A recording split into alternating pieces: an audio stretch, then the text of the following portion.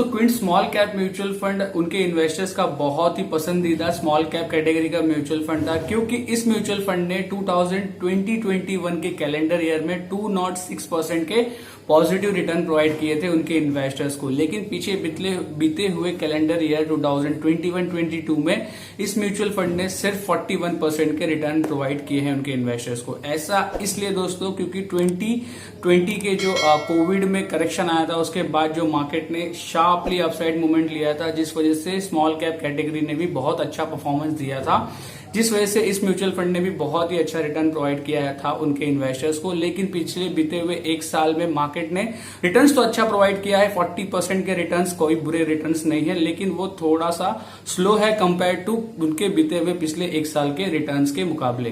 नमस्कार दोस्तों, मैं हूं सुनील, स्वागत करता हूं आपका द सुनीलॉजी के इस लेटेस्ट एपिसोड में। इसमें हम डिस्कस करने वाले हैं आपके साथ Quint small cap mutual fund के लेटेस्ट पोर्टफोलियो के बारे में। पिछले एक साल में इस म्यूचुअल फंड ने कौन से स्टॉक्स को ऐड किया है, यानी कौन से स्टॉक्स को उन्होंने खरीदा है पिछले एक साल में, या फिर कौन से स्टॉक्स है जो इस म्यूचुअल फंड ने सेल किए हैं अपने पोर्टफोलियो से।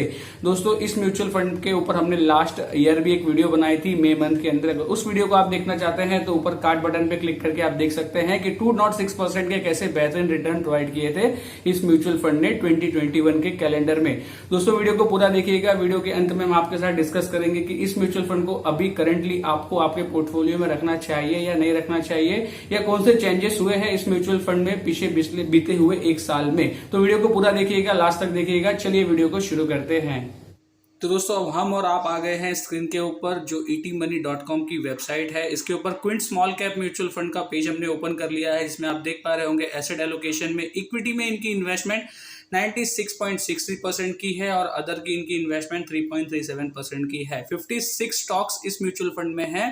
टॉप 10 स्टॉक्स में इस म्यूचुअल फंड में 38.79% की इन्वेस्टमेंट कर रखी है। टॉप 5 स्टॉक्स में इनकी इन्वेस्टमेंट 22.69% की है और टॉप 3 स्टॉक्स में इनके 14.72% ये इन्वेस्टमेंट है। आगे देखते हैं, अगर लार्ज कैप की बात करें तो ये म्यूचुअल फंड में 12.91% पैसा लार्ज कैप कैटेगरी में इन्वेस्ट कर रखा है। मिड कैप में इनकी इन्वेस्टमेंट 29.54% की है, स्मॉल कैप में 56.49% और टीनी कैप स्टॉक्स में इनके 1.05% की इन्वेस्टमेंट है। अगर बात करें कौन कौन से वो बड़े सेक्टर्स है जिनमें इनकी इन्वेस्टमेंट है, तो सर्विसेज में इनकी इन्वेस्टमेंट कंस्ट्रक्शंस में, consumer staples, health care, material, metals, chemicals, capital goods, financial, textile, communication, others, automobile में इनकी इन्वेस्टमेंट है।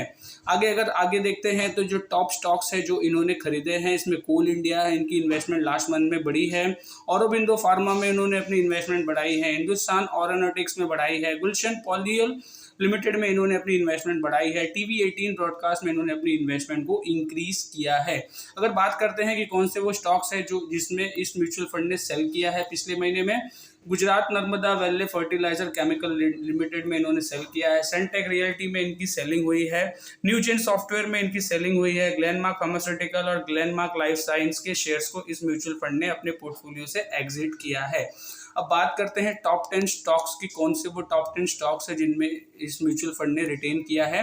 तो टॉप 10 स्टॉक्स में से आप देख पा रहे होंगे कि पीछे एक साल में ITC लिमिटेड ही रिटेन हुआ है, IRB को इन्होंने रिटेन नहीं किया है, यानी कि न्यूली ऐड है IRB। 6 महीने से 1 साल के बीच में IRB इंफ्रास्ट्रक्चर के शेयर इनके पास नहीं थे, लेकिन 3 मंथ्स के अंदर यानी कि अभी न्यूली इस स्टॉक्स को इन्होंने अपने पोर्टफोलियो में ऐड किया है। लिंडे इंडिया जो स्टॉक्स है वो पिछले एक साल से इनके पोर्टफोलियो में है और उसका वैल्यू इन्होंने इंक्रीज भी किया है। TV18 ब्रॉडकास्ट को इन्होंने अभी न्यूली ऐड किया है। अरविंद भी इनके पास पहले एक साल पहले नहीं था, जो अभी लेटेस्ट इस कैलेंडर ईयर में आया है। हिमाचल फ्यूचरिस्टिक कम्युनिकेशन लिमिटेड भी एक साल पहले इनके स्टॉक्स में पोर्टफोलियो में नहीं था। इंडिया सीमेंट्स नहीं था। इंडिया बुल्स नहीं था। हिंदुस्तान कॉपर इनके पास एक साल पहले भी था और अभी भी है। नेशनल एल्यूमिनियम इनके पास एक साल पहले नहीं था और अब आया है। तो ये टॉप 10 स्टॉक्स है जिसमें से सिर्फ 3 कंपनियों को इन्होंने रिटेन किया है। ITC limited, Linde India limited और जो तीसरी कंपनी है वो हिंदुस्तान कॉपर लिमिटेड को इन्होंने रिटेन किया है। तो दोस्तों, ये था इनका पोर्टफोलियो एनालिसिस। टॉप 10 स्टॉक्स में से सिर्फ 3 कंपनियों को इन्होंने रिटेन किया है। ये फ्रीक्वेंटली चेंजेस करते हैं अपने पोर्टफोलियो में, जिस वजह से ये इतने बेहतरीन रिटर्न प्रोवाइड कर पा रहे हैं उनके इन्वेस्टर्स को। तो दोस्तों ये था एक shortly Quint small cap mutual fund का पोर्टफोलियो एनालिसिस। अगर आप बात करते हैं हमारे ओपिनियन की कि इस म्यूचुअल फंड में हम आपको सजेस्ट कर रहे हैं कि नहीं इन्वेस्टमेंट के लिए, तो दोस्तों सबसे पहली बात तो अगर आप एक एग्रेसिव इन्वेस्टर हैं, आपको स्मॉल कैप कैटेगरी पसंद है और अगर आप एक से 3 साल के लिए कोई इन्वेस्टमेंट ढूंढ रहे हैं स्मॉल कैप कैटेगरी में, तो आप इस म्यूचुअल फंड में इन्वेस्टमेंट कर सकते हैं। पीछे बीते हुए कैलेंडर ईयर यानी कि 2020-21 में इस म्यूचुअल फंड का एक्सपेंस रेशियो 1.40 से ज्यादा का था, लेकिन अब इस म्यूचुअल फंड का एक्सपेंस रेशियो 0.56% ओनली है, जो कि एक रीजनेबल एक्सपेंस रेशियो वाला म्यूचुअल फंड लगता है हमको अभी।